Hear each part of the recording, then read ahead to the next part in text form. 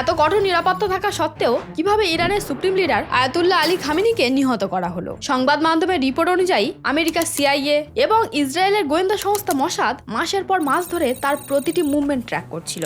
28 ফেব্রুয়ারি 2026 সকালে তেহরানের পাস্তুর ডিস্ট্রিক্টের হাই সিকিউরিটি লিডারশিপ কম্পাউন্ডে খামেনি তার শীর্ষ উপদেষ্টাদের নিয়ে গোপন বৈঠকে বসেন। ঠিক তখনই দেয়া হয় চূড়ান্ত সংকেত। ইসরায়েলের এয়ারবেস থেকে প্রায় 200টি অত্যাধুনিক ফাইটার জেট তেহরানের দিকে উড়ে যায়। সকাল 9:45 গাইডেড মিসাইল ও বাংকার বাস্টার বোমা দিয়ে সরাসরি আঘাত করা হয় কম্পাউন্ডে। একই সময়ে ভূমধ্যসাগরে থাকা জেরাল্ড আর ফোর্ট এবং আরব সাগরে অবস্থানরত আব্রাহাম লিঙ্কন থেকে ছোড়া হয় টমাহাক ক্রুজ মিসাইল, যা ইরানের বিভিন্ন মিলিটারি টার্গেট ও নিউক্লিয়ার ফ্যাসিলিটিতে আঘাত হানে। এর সঙ্গে আকাশে চক্কর দিচ্ছিল আমেরিকার সুপার হর্নেট জেট, যা যেকোনো পাল্টা আক্রমণ ও প্রতিরোধ ব্যবস্থা ধ্বংস করতে প্রস্তুত ছিল।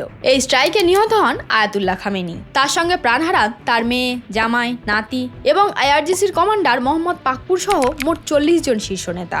ইরান সরকার দেশ জুড়ে 40 দিনের শোক ঘোষণা করেছে। ইউএসএ এই অপারেশনের নাম দিয়েছে অপারেশন এপিক ফিউরি।